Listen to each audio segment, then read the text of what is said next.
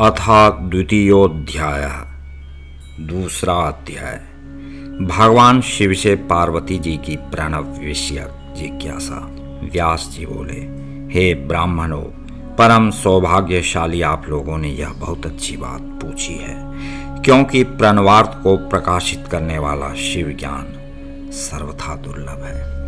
त्रिशूल नामक उत्तम आयु धारण करने वाले साक्षात भगवान शिव जिन पर प्रसन्न होते हैं, उन्हीं को प्रणवार्थ को प्रकाशित करने वाला शिव ज्ञान प्राप्त होता है, इसमें संशय नहीं है। यह शिव भक्ति से रहित अन्य लोगों को नहीं प्राप्त होता है। यह वेद वचन है तथा यथार्थ तत्व का निश्चय है।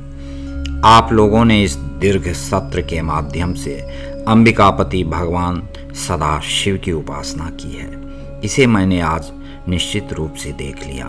अतः हे आस्तिकों, मैं आप लोगों से उमा महेश्वर का संवाद रूप प्राचीन तथा अद्भुत इतिहास कह रहा हूँ। पूर्व समय में दक्ष पुत्री जगन्माता सती ने पिता के यज्ञ में शिवजी की निंदा के कारण अपना शरीर त्याग कर दिया। इसके बाद वे देवी उस शिवनिष्ठा के प्रभाव से दूसरे जन्म में हिमालय की पुत्री हुई। वे नारद जी के उपदेश से शिव के निमित्त तप करने लगी। उसके अनंतर हिमालय ने स्वयं वर विधि से शिवजी के साथ उनका विवाह कर दिया। इससे वे पार्वती आनंदित हुई। इसके बाद किसी समय हिमालय पर्वत पर पति के साथ सुखपूर्वक बैठी हुई महादेवी गौरी शिवजी से कहने लगी। महादेवी बोली, हे भगवान, हे परमेश्वर, हे पंचकृत्य विधायक, हे सर्वज्ञ, हे भक्ति सुलभ, हे परम अमृत स्वरूप, मैंने तुम्हारी निंदा होने के कारण पूर्व जन्म में दक्ष पुत्री का शरीर त्याग कर इस समय हिमालय की पुत्री के रूप में जन्म लिया है।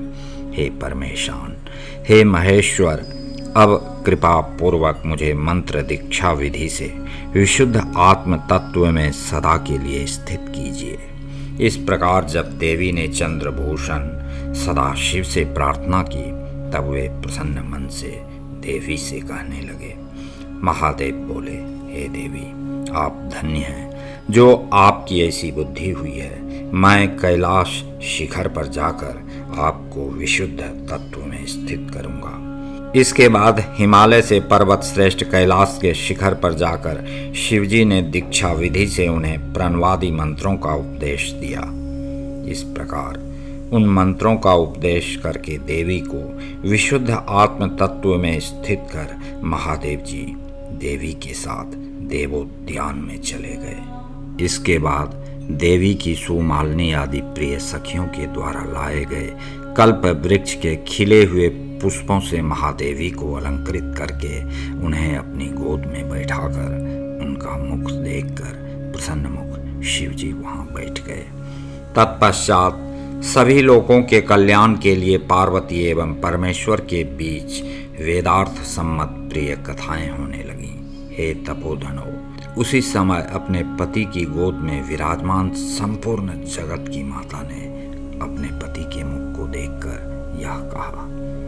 श्री देवी बोली, हे देव, आपके द्वारा उपदिष्ट मंत्र प्रणव युक्त कहे गए हैं। अतः सबसे पहले मैं प्रणव के निश्चित अर्थ को सुनना चाहती हूँ। प्रणव किस प्रकार उत्पन्न हुआ? इसे प्रणव क्यों कहा जाता है? इसमें कितनी मात्राएं कही गई हैं? और यह वेदों का आदि क्यों कहा जाता है? इसके कितने देवता कहे गए हैं? इसमें किस प्रकार देवादि की भावना की जाती है? इसमें कितने प्रकार की क्रियाएं बताई गई हैं और इसकी व्याप्य व्यापकता कैसी है?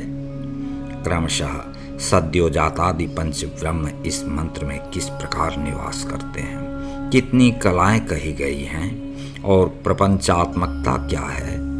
इसका वाच्य वाचक संबंध और स्थान किस प्रकार का है? इसका अधिकारी किसे जानना चाहिए और इसका विषय किसे कहा गया है? इसमें संबंध किसे जानना चाहिए?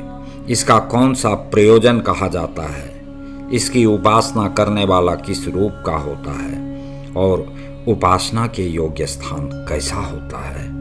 हे प्रभु, इसकी उपास्य वस्तु किस प्रकार की है, इसकी उपासना करने वाले का फल क्या होता है, इसकी अनुष्ठान विधि क्या है तथा पूजन का स्थान क्या है।